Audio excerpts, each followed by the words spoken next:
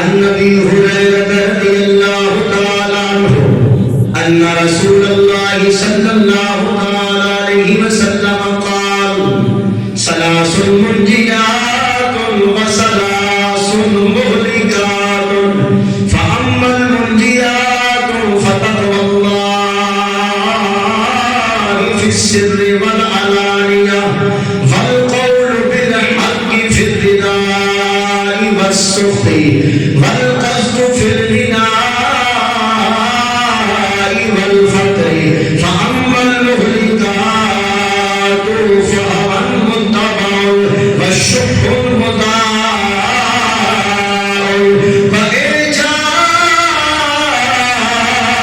المرء بنفسه وهي أشدهن أو كما قال عليه السلام.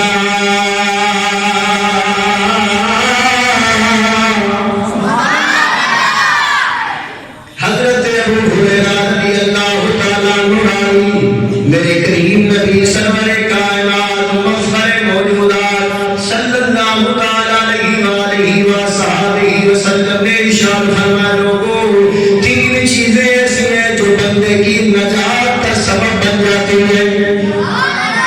فرمایا میرے غلاموں تین چیزیں اپناؤ گے نجات پا جاؤ گے اور اگر تین چیزیں اور اپناؤ گے ہلاک ہو جاؤ گے.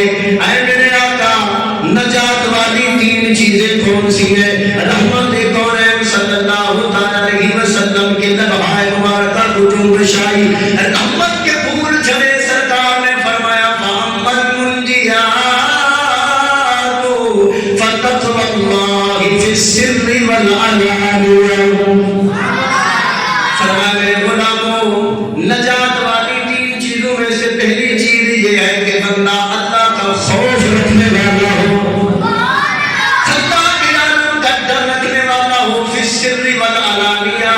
چاہے بندہ رات کے اندھیرے میں ہو یا دن کی روشنی کے اندر ہو, خلوت کے اندر ہو یا جلوت کے اندر ہو, اکیلا آدمی ہو یا گیدرنگ کے اندر ہو, ہر مقام پہ ہر جگہ اللہ کے عالم کا خوف رکھنے والا ہو.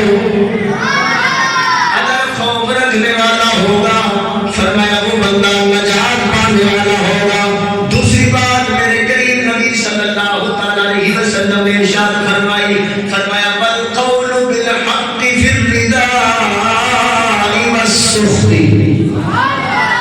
فرمایا کہ ہر وقت بندہ سچ بولنے والا ہو, چاہے اس پر تنگی ہو, دشواری ہو یا آسانی اور فراوانی ہو, ہر حالت کے اندر سچ کا دامن نہ چھوڑنے والا بھی نجات پا جائے گا.